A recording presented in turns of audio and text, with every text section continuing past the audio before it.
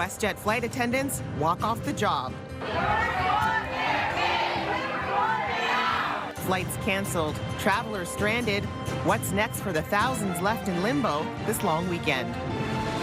On your marks, get set, go. Come on, the cheer squad, here we go, come on. It's race day in Ottawa. Thousands participate in the second Ironman Ottawa. We have more from the winner and the supporters along the route. What about another endurance challenge? Anything is possible if you take one step at a time. We meet the Ottawa man preparing for an ultramarathon later this month, raising awareness for a good cause.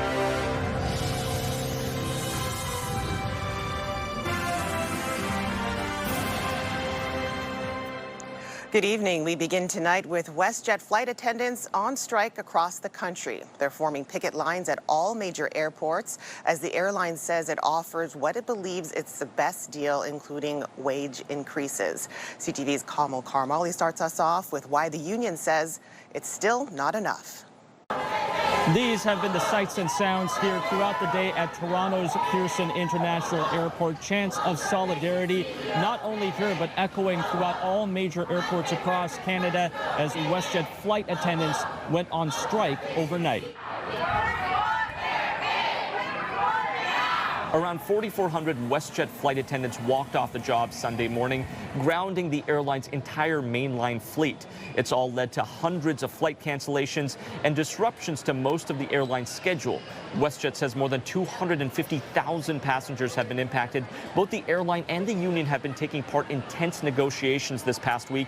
At the heart of the dispute is how flight attendants are paid. The union says they're only paid once an aircraft starts moving, so they say they aren't paid while boarding passengers during pre-flight safety checks or while helping passengers stow their bags in the overhead bins. WestJet says its latest contract offer would change that, paying flight attendants for all duty hours, which the airline says is equivalent to about a 12% pay increase. The company is also offering a 13% wage increase plus 2.5% annual raises, along with more vacation time, higher per diems, better health benefits, and longer rest periods between flights.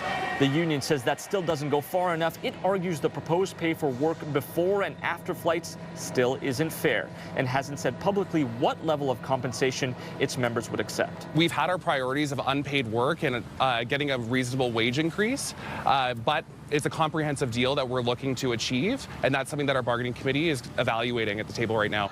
Now both sides are waiting to see whether the federal government will step in.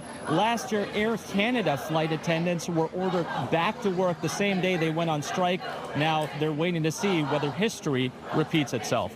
Kamil Karamali, CTV News, Toronto. And here in the capital, sudden flight cancellations have left thousands of passengers stranded and scrambling. The Ottawa International Airport is a busy hub for those flying with the airline. CTV's Natalie Van Roy is back from the airport. And Natalie, what more can you tell us? Kimberley, a picket line was set up outside the airport this morning and into the afternoon. And inside, passengers were scrambling, trying to find alternatives to make it to their plans. For one Calgary resident, it's a double whammy. Her first WestJet flight canceled and a second one in a couple of days is now up in the air. WestJet passenger Nikki Gapero's flight canceled out of Ottawa Sunday afternoon during strike action. My flight was rescheduled for Tuesday, but any other circumstance, it would be fine, but I'm leaving for Paris on Tuesday from Calgary, and so if I leave with this flight, I'd be missing that flight. She was in the nation's capital to visit a friend and to see a concert in Montreal. I'm very fortunate that, I do have to stay here a couple of days. I will be with her, but I'm sure that, if I was by myself, booking accommodation and all the food and stuff would have been a nightmare. But the major problem is her flight in Calgary on Tuesday to Paris. She can't afford to buy another ticket, and she has to get to France for her trip. I'm trying to figure out if they can rebook my Paris flight at the very least, so I can get on that flight, because I don't know if they'll do a refund or anything. We will work for free. 1, 2. Outside the airport, workers on the picket line holding signs like "Unpaid work won't fly," "Respect our work," and "We should be handing out peanuts, not making them." The lineup at the WestJet counter at the Ottawa International Airport consistent throughout the day on Sunday as passengers scrambled to find a solution for their canceled flight. The front line's got 20-something people lined up in a 4-hour phone wait. This WestJet passenger visiting from New Zealand is hoping to make it out west to see family before heading home. So I'm just awaiting my travel agent in New Zealand when she wakes up, because it's pretty early over there at this time, to see whether we can mitigate the disruptions. Others not sure if they will even make it out on a flight anytime soon. We're getting here at 11 a.m. But when I fall in line at 1 o'clock, that's the time that I know that the flight is canceled. But for Gapero, the time is ticking. This is affecting so many people, probably around the world, because WestJet has flights everywhere. So as a major company, I really hope that they can hear their people.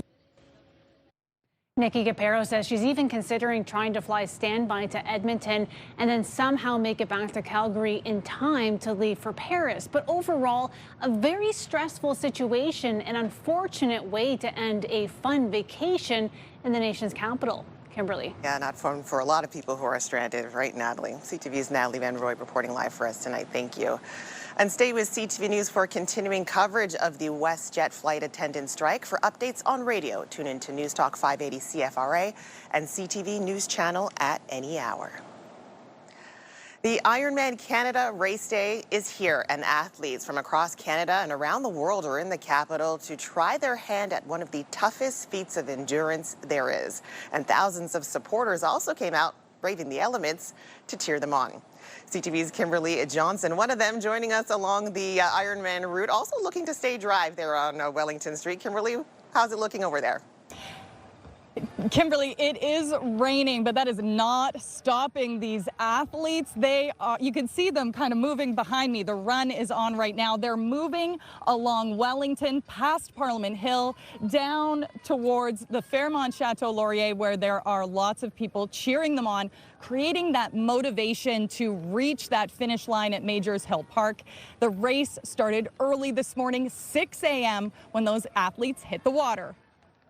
It's the ultimate test of endurance and perseverance, as 3,000 athletes compete in the Ironman Canada Triathlon. The nation's capital creating the backdrop and the cheer section. You got to bring the positive energy, you got to bring the spirit, you got to bring those cowbells and cheer on everybody. Watching our buddy Liam here give her the gears on this course, and all of our friends are here, so it's a lot of fun. Crisscrossing the city, swimming 3.8 kilometers, biking for 180 kilometers, and running a marathon at 42.2 kilometers. She's amazing. She's tenacious, just goes out and doesn't quit. This is Sarah Power's third Ironman, traveling from Florida with her family, who are with her every step of the way. I'm just impressed by her resolve to go out and just do this. Obviously, professionals get paid for this, but she's just doing it for the love of the game. This is the second year Ironman Canada has been held in Ottawa. 2,000 volunteers make it happen. I'm enjoying myself so much. I don't mind getting up at 1 o'clock in the morning because it's only once a year. It's great. The winner, Keon Sunderji, reaching the finish line in the rain. It's the 23-year-old's 10th Ironman race. His first goal is a dream realized. I've been dreaming about this since I was a little kid. My dad raced in 2004, he started, and I was just one. I was in the stroller watching Ironman Canada at that time in Penticton, and it's been so amazing, and I'm so excited that I got to show what I can do on the course. Enjoy the cheer section out in full force. Great work, great work. Christopher Lindsay's Britannia Beach home sits right on the track, using his front row seat to help keep up motivation. There are all sorts of levels of athletes here, challenging themselves to do something extraordinary. And as the weather adds to the difficulty of the day, it's just more proof that humans can take on the toughest challenges. It's inspiring us. I feel so awesome for these guys who are doing this race. It's really awesome to see.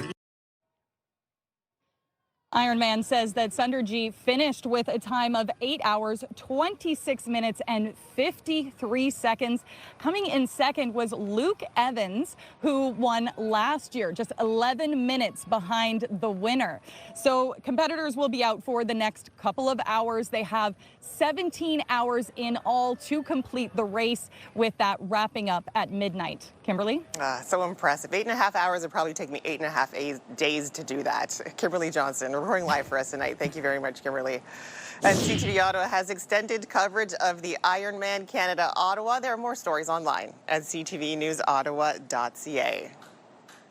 8.5 hours that, and doing that in the rain as well. So again, we've had to deal with Environment Canada still being under this yellow warning for rainfall in the area. Over the past 24 hours, about 25 millimeters of rain reported at the Ottawa airport. So we're certainly sitting at 22 degrees, heavy rain at times, and that's going to be continuing into the overnight. 17 degrees, that's what we're looking at for our overnight low here in Ottawa. Pretty much the same along the Seaway. Trenton, though, they're sitting at 15 degrees. 13 degrees for Bancroft and Pembroke, 16 toward Kittagan-Zibi.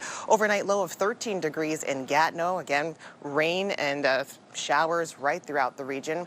13 degrees for Petawawa as well. 17 degrees for Kemptville. We're looking at 16 degrees toward the Maniwaki area. Now, as for tomorrow's highs, we've got 24 degrees here for Ottawa. More rain for your holiday Monday, unfortunately. 24 and 25 along the Seaway. 24 as well in Bancroft and Pembroke. And over toward Gatineau, they've got 24 degrees. Same thing with Kemptville, Petawawa. Again, it's going to be another wet day in store for us. Well, turning now to the wildfire situation in northern Ontario. The wildland fire hazard is currently high to extreme. The province's Ministry of Natural Resources is warning the public to remain cautious of new fires as the drying trend continues right across the region. There were 8 new confirmed fires in Ontario's northwest last night. At least 130 wildfires are burning in the region. 30 of them are not under control. The ministry says lightning strikes over the past several days could have ignited fires that have been smoldering but not yet detected. In the meantime, 3 new evacuation orders and 4 alerts were ordered overnight in British Columbia because of an out-of-control 10-square-kilometer blaze in the North Okanagan. Almost 30 new wildfires have been added to the nearly 100 existing fires in the province. Nearly half of them are not contained. Lightning and gusty winds have played a major role in wildfire hazards intensifying this weekend. The Montreal Police Arson Division is looking into an overnight fire that torched a kosher restaurant. Police received a 911 call about a fire at Nome around 3 a.m. They say a man was spotted leaving the scene as the fire erupted. Now, investigators say while it's too early to declare a motive, they are not ruling out extortion or anti-Semitism. It is the latest in the string of incidents right across the country where a Jewish business has come under attack. Well, one of Canada's largest youth mental health organizations is sharing some concerning new numbers. Kids Help Phone says more young people are reaching out for support, especially in the middle of the night. CTV's Kathy Lee has more on what's driving the increase.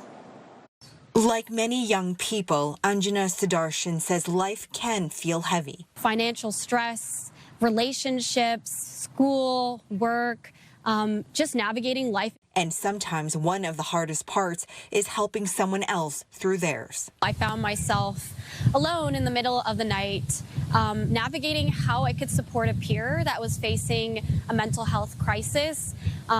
And Kids Help Phone was there for me. Kids Help Phone says more young people across Canada are reaching out for support.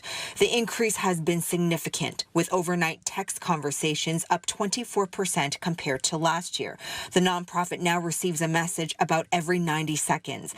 Kids Help Phone says social media is just one of many factors contributing to the growing demand for mental health support. Geopolitical issues, from forest fires, flooding, from climate change, pressures from school, in addition to online bullying. Donna Kosnick is a volunteer crisis responder and says it's not just young people looking for help. I had expected that I would be texting mainly with young people, and a lot of my conversations are with adults. All the more reason why this service is so very important. The Canadian Mental Health Association says it's also seeing more young people struggling. We've been in a crisis for a while, and this just continues to reiterate the need for more services and supports. Experiencing the benefits of support, Sudarshan now spends her time on the Youth Council with Kids Help Phone. We're young people from across Canada that are working with the organization to not just provide advisory, but to directly inform and help develop those services. The dedication to help make supports even stronger for the next young person who needs it. Kathy Lee, CTV News, Calgary. U.S. President Donald Trump says he's canceled planned strikes against Iran on the condition that the two countries are able to rapidly reach a deal. In a post on social media, Trump says the U.S. is locked and loaded and ready to go, but backed down after being asked by Iran and other countries in the region to hold off any attack. He adds the parameters of a deal have been agreed to, which would include the opening of the Strait of Hormuz. But Iran denies that any of its officials asked Washington to hold off on the planned strike. A source with the Iranian military calling Trump's claims a new lie and a desperate attempt to pressure Gulf states, adding, quote, if confrontation becomes inevitable, the battlefield will decide. Several countries are involved with diplomatic efforts to reach the deal, but the conflict notes from the two sides are causing confusion. What we do know, however, is this is a pause, but of course, questions abound as to how long this pause will remain. And while President Trump says that the Strait of Hormuz will immediately open, Iran is saying and making very clear that the Strait of Hormuz remains shut. Saudi Crown Prince Mohammed bin Salman told Trump in a phone call that dialogue is needed to de-escalate tensions in the Middle East, and that's according to the country's state news agency. Bin Salman reportedly stressed that diplomatic solutions should yield positive results for preserving the security and stability of the region and preventing it from being drawn into a wider conflict. Well, the leader of the Conservative Party is calling on the government to declare an Iranian-backed militant group operating in Canada a terrorist organization. Pierre Poilievre is demanding the designation after one of its members was accused of being involved in a series of shootings in Toronto in March. The CUPE, Kataib Hezbollah, is accused by the U.S. of carrying out several international attacks, including the March shooting in Toronto at a synagogue and the U.S. consulate. Well, Green Party leader Elizabeth May says she believes the party has a real shot of pulling off an upset in one of the upcoming by-elections by focusing its campaign on the Liberals' recent climate policy rollbacks. In the riding of North Vancouver-Capilano, the Greens are putting forward an environmentalist scientist with a doctorate from UCLA who previously worked as an advisor to the city of North Vancouver. The party has never won the riding, but May says she sees this as an opportunity to make gains. There will also be by-elections this month in Ontario and in Quebec. Canadian Blood Services is appealing for people across the country to donate blood. The agency says supply has dropped nearly 20% since the beginning of June. Now, in response, 4 mosques in the Toronto area have rallied to help. CTV's Mike Walker has more on how much blood is needed to maintain life-saving services across Canada. A community rolling up their sleeves and answering the urgent call for blood donations. Blood is in us to give, and so it really does frighten me that, tomorrow somebody could be in dire need and they may not have that supply. Mohammed Medji and his son Hussein are among more than 130 people who registered for this blood drive at the Joffrey Community Center in Thornhill. We've been doing this as a way of just giving back to the community. We hear that there's shortage of blood donations. It's an easy gesture just to help a bunch of people. It's the 4th year for the Arbaean Blood Drive, organized by ISIJ of Toronto, rallying together donors from 4 GTA mosques during one of the most significant observances in the Shia Muslim calendar. Being part of the fabric of the Canadian societies is very important to us, and giving back is also really important. We would get taught that one life saved is like all of humanity saved. So community service, philanthropy, it's really ingrained in us. This drive comes at a critical time. Canadian Blood Services reports its national inventory is down about 20% since June 1st, with fewer donation appointments than usual booked. In the summer, we know that Canadians love to do inherently Canadian things like go to the cottage, go on vacation, head out of the city. And sometimes what can happen is that donation routines can sometimes slip. But that doesn't mean that hospital demand and patient need slips. All blood types are needed, with each donation saving 3 lives. The agency says it needs 18,000 bookings per week in order to keep pace with hospital demand across the country. patient, care is not being impacted, but we certainly don't want to get to a point where that happens. A need 18-year-old Assad is well aware of. He has organized blood drives at his school, and this is the first time he's donating. My mother was going regardless, and I was like, I told my mother I should also come. And the fact that there's a blood shortage means we need more blood. Since launching in 2023, the drive has collected enough blood to impact nearly 770 lives. Mike Walker, CTV News, Thornhill. I feel like my entire life has led me to this moment. And then... All right, coming up, we meet the Ultramarathoner gearing up for the biggest race of his life and raising awareness for a good cause. But here's a live look through our Centennial Glass Skycam. Still rainy out there, 21 degrees in the capital. All right, welcome back. And another quick reminder of what's open and closed tomorrow for Carnival Day. OC Transpo running on a Saturday schedule. There will be no green bin recycling or garbage collection on holiday Monday. Pickup delayed by a day next week. All city client service centers will be closed, but malls and grocery stores will be open. Plus, thousands of athletes participated in the Ironman race today in Ottawa. A local athlete is preparing for a more grueling challenge, an ultramarathon, and making strides to conquer mental health one step at a time. CTV's Kamil Wilson has his story. Rudy Asir is gearing up for the biggest run of his life. All day, all night. You keep going, no stopping until you finish this thing. Physically preparing for a 200-mile ultramarathon and raising awareness for those suffering with mental health. As difficult as life may be, one step at a time, things can get better.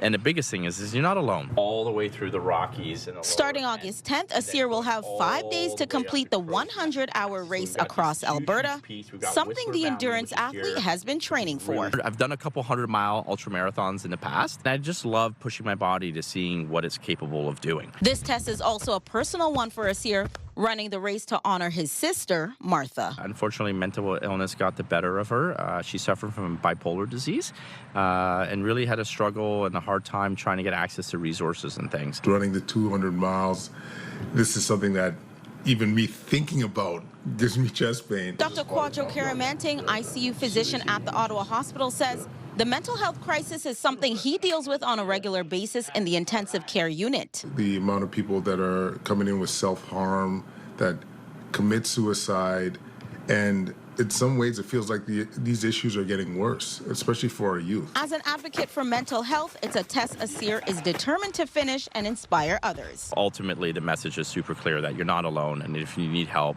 please reach out. I really hope that this sheds a light on it, that, hey, this is wild and crazy, and maybe I could do something interesting like this. Kamil Wilson, CTV News. And you can scan the QR code on the bottom of your screen to link to us online or visit ctvnewsottawa.ca. We have more detail on Rudy Asir's ultramarathon for mental health awareness. All right, another check on the weather. Again, Environment Canada has issued a yellow warning for rainfall here in the Ottawa area.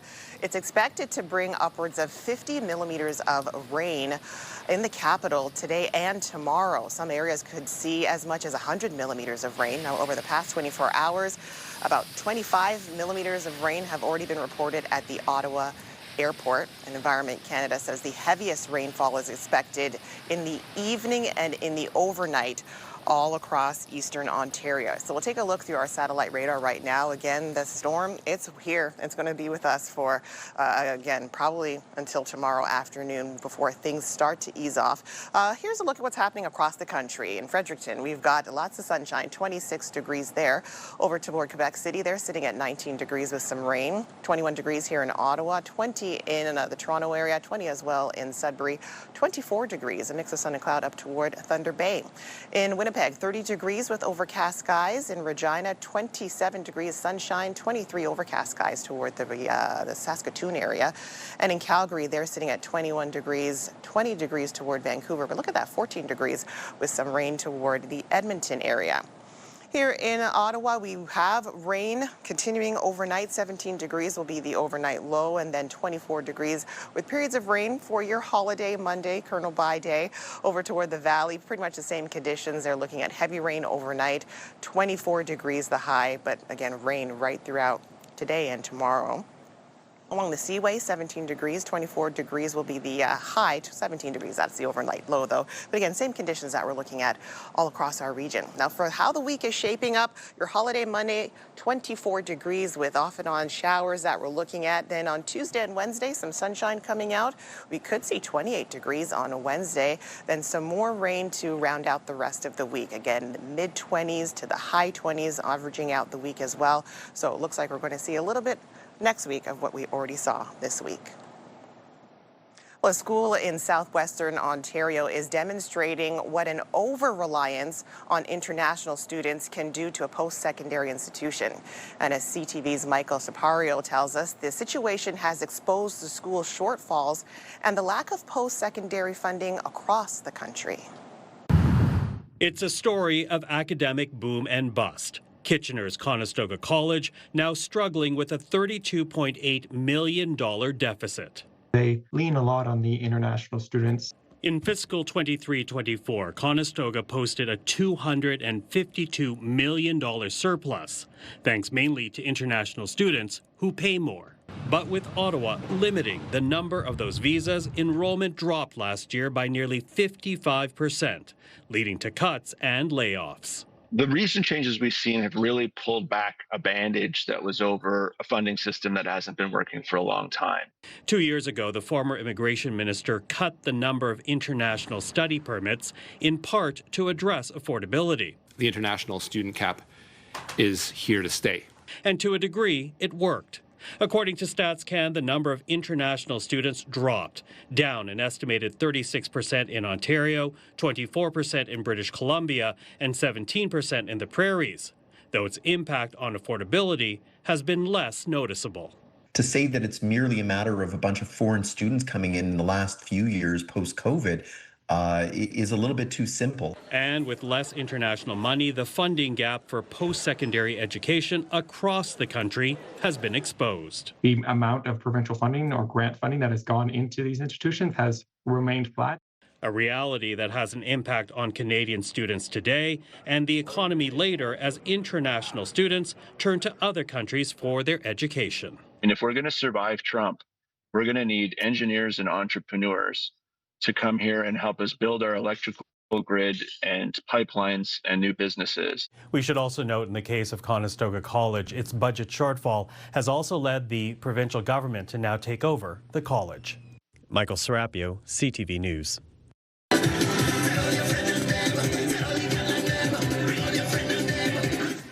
A celebration of Caribbean culture. When we come back, we take you to the road for North America's largest Caribbean festival. Well, here's a live look at the Queensway east and westbound traffic. Throughout the day, we've seen some slowdowns here and there, all weather related. Again, it's a wet drive if you're making your way across the capital. But again, we're not looking at any major problems to slow you down in terms of a collision or any crashes. Well, Toronto's Caribbean Carnival is the biggest celebration of its kind in North America, drawing thousands to the city streets every summer. But this year's event held an extra special meaning. CP24's Sija Nelson explains.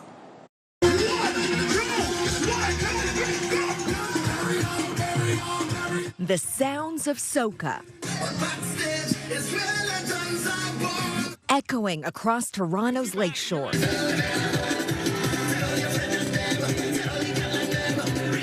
And the costumes impossible to miss.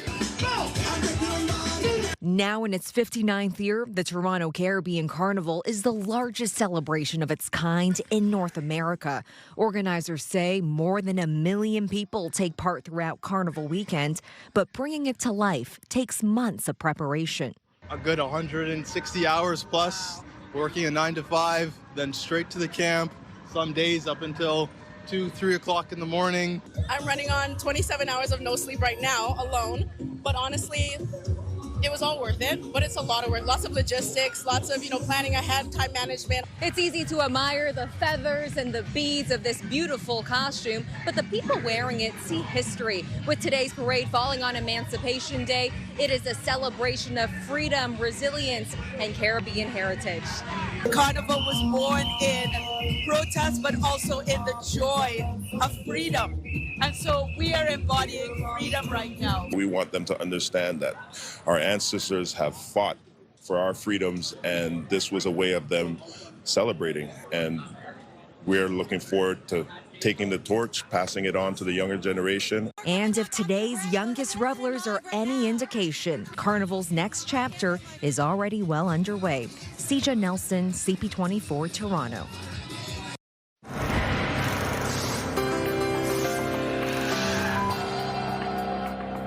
Well, in tonight's Big Picture, a school in China has developed an alternative to the yellow school bus to get students to class.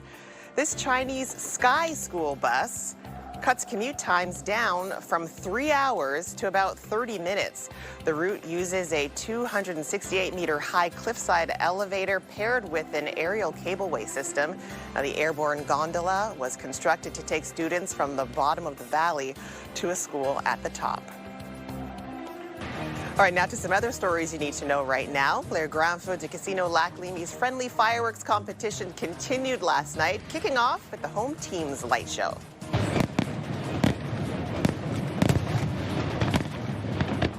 That's a look at Team Canada's Odyssey of the Cosmos, a dazzling display that lasted about 20 minutes, and it was inspired by the planets and stars. There are 3 other countries competing in Le Grand Feu this year, and up next is the team from France, and that'll be on Wednesday night, and the show is expected to start around 9:15. To force the pass, Antonio fires a quick shot. Arnaud on the doorstep gets Atletico on the boards. Atletico's Tim Arnaud scoring for Ottawa on the road against Vancouver FC yesterday, but Vancouver took the win 3-1, and with that win, they jump over Atletico to take over 3rd place in CPL standings. Atletico is back in the capital next weekend for their match against the Halifax Wanderers, and that'll be on Saturday. And the ovation is beginning, and undoubtedly is going to get louder and louder.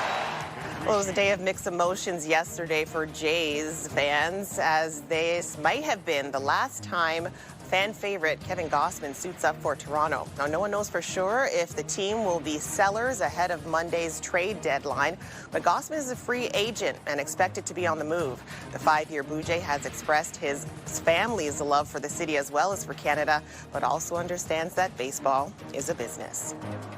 And the Los Angeles Dodgers have landed the biggest name on the trade deadline market, acquiring 2-time reigning American League Cy Young winner Tarik Skubal from the Detroit Tigers. Now, Skubal joins the 2-time defending world champions, who you may remember defeated the Blue Jays in 7 games in the 2025 World Series.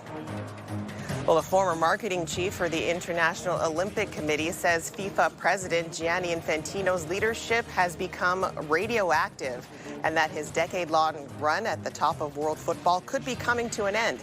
It comes after a leaked FIFA plan revealed a proposal to raise up to $2.4 billion U.S. through private investment.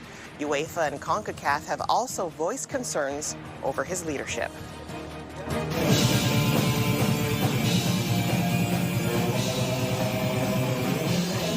All right, coming up, we revisit this epic concert from earlier this week as a patient at Bruyere Health has his heavy metal dreams become reality.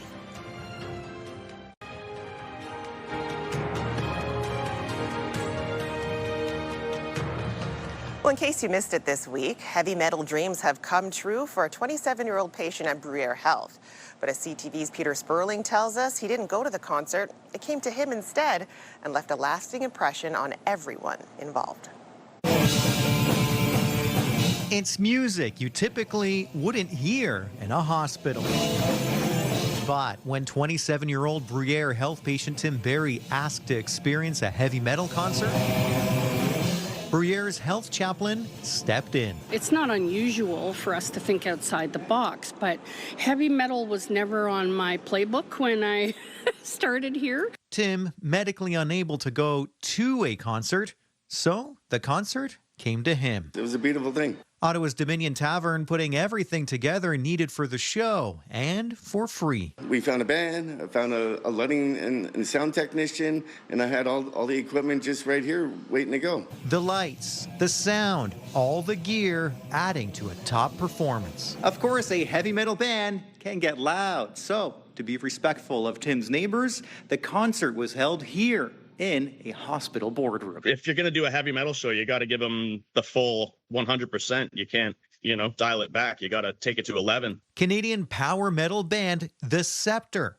going all out. Instantly, I was honored, warmed my heart that they thought of us, and I told the guys right away, and everyone was immediately on board. Everyone putting together the full experience, even a custom-made ticket. We painted his nails black. He had his heavy metal t-shirt on. They rocked out for him. An emotional moment and show for many in the room. Yeah, a little bit. We were happy to have our sunglasses on. I had nurses coming up to me after and hugging me and tearing up and saying, I'm so glad Tim got to have this. And a memorable and unique experience for everyone involved. Tim was really blissed out by it, yeah.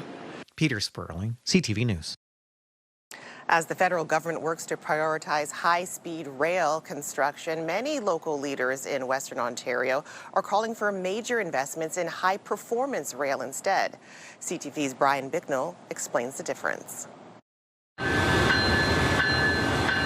When it comes to better passenger rail service, Canada is missing the boat, according to Woodstock Mayor Jerry Accioni. If you look at our Asian partners, our European partners who have figured out the rail system and use it so well, where we've been in a road system that obviously is getting worse every single year, we have to make some kind of investments. He's part of a group of civic leaders along with economic development, tourism, and college and university representatives between Toronto and Windsor.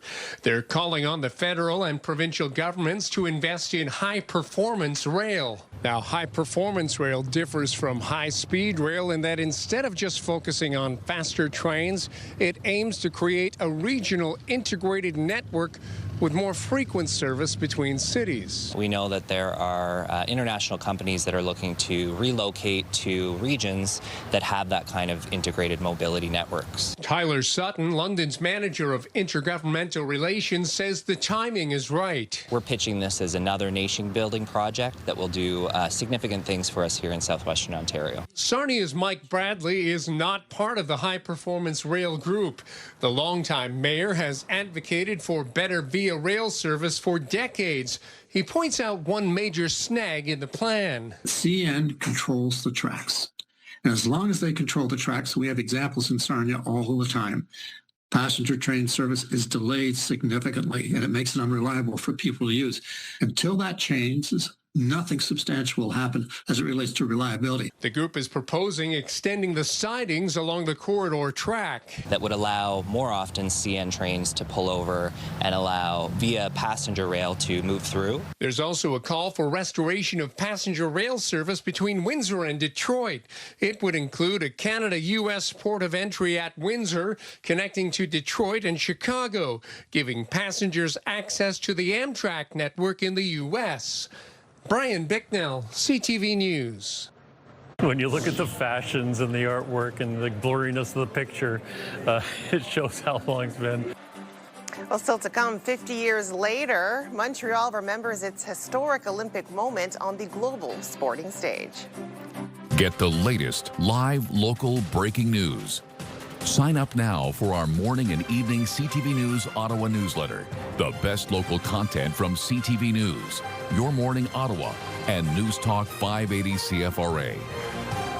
Get it all in one place. Sign up now at ctvnewsottawa.ca. The CTV News Ottawa newsletter is brought to you in part by CAA Business.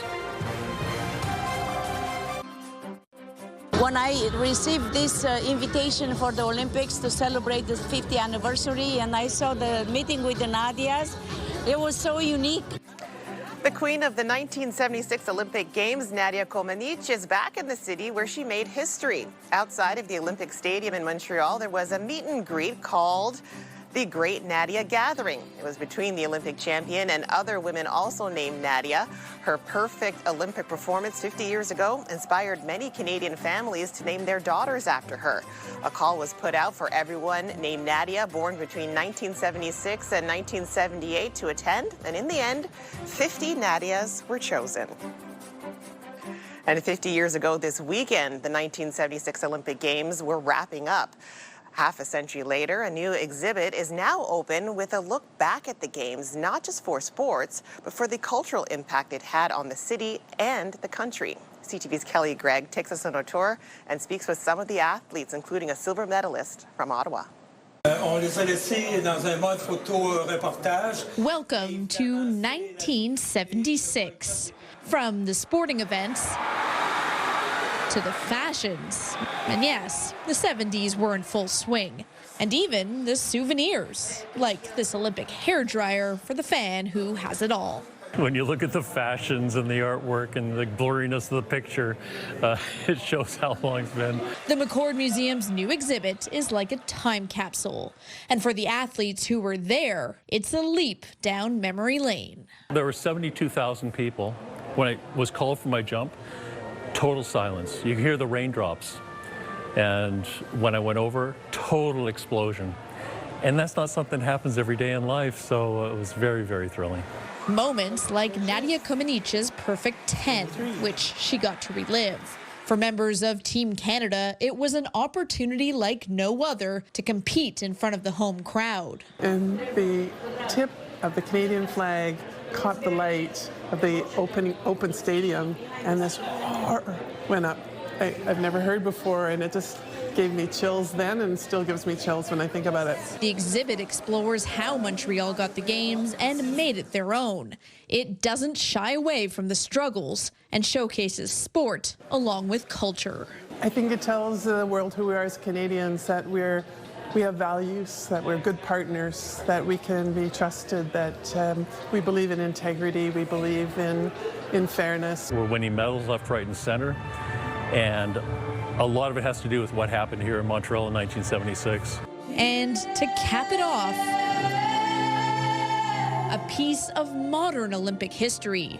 This is the dress worn by Celine Dion to open the 2024 Games in Paris. A moment today's athletes will likely be talking about in half a century. It was amazing. The diamond, and apparently it was like handmade. It was beautiful, and her singing, it was like, it brought me back to like the Games, and it made me like miss it so much. Which goes to show the power of the Games, both today and 50 years ago. Kelly Gregg, CTV News. All right, coming up, we'll check out some rough waves at the World Dog Surfing Championships in California. But first, a live look now through our Centennial Glass Sky Cam. 21 degrees, still raining here in Ottawa. Tonight, picket lines and passenger frustration. I thought surely there are options, but not really. What's next for thousands of stranded travelers with WestJet flight attendants on strike? Later on CTV National News and watch on Crave. Hairstyles, courtesy of Salon Fiorella. Here's a recap of the top stories we're following right now. We will work for free. 1, 2, 3. We will work for free. WestJet flight attendants have walked off the job, leaving thousands of passengers in limbo and travel plans up in the air. Cheers, cheers. Come on, the cheer squad. Here we go. Come on. It's race day in Ottawa. Over 3,000 racers participating in the second Ironman Canada Ottawa. Some racers still on the course right now and racing into the evening. I feel like my entire life has led me to this moment. And the Ironman wasn't enough of a challenge for this man. Ottawa's Rudy Assir is preparing for a 200-mile ultramarathon later this month and raising awareness for mental health issues.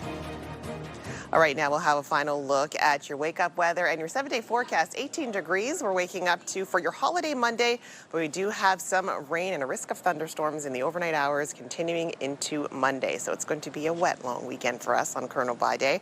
Again, Monday, rain, 24 degrees the high. Then Tuesday and Wednesday, the sunshine comes out. That'll be nice days. High 20s is what we're looking at for there.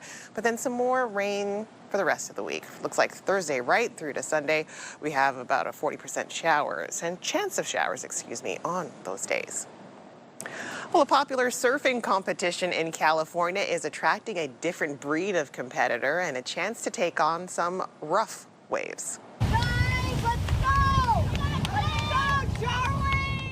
The 10th annual World Dog Surfing Championship gives top canine surfers a chance to catch a wave or two and show off their skills. Well, dozens of canine athletes, they hit the waves from tiny terriers to giant retrievers. All they need is a board, 4 legs and a tail, and surfing some decent waves there. That's awesome. I wish I could surf like that. All right, well, that's CTV News for this Sunday, August the 2nd. CTV News continues online anytime with our digital team, keeping you up to date at ctvnewsottawa.ca. I'll be back for your late news at 11:30. Until then, have a great night.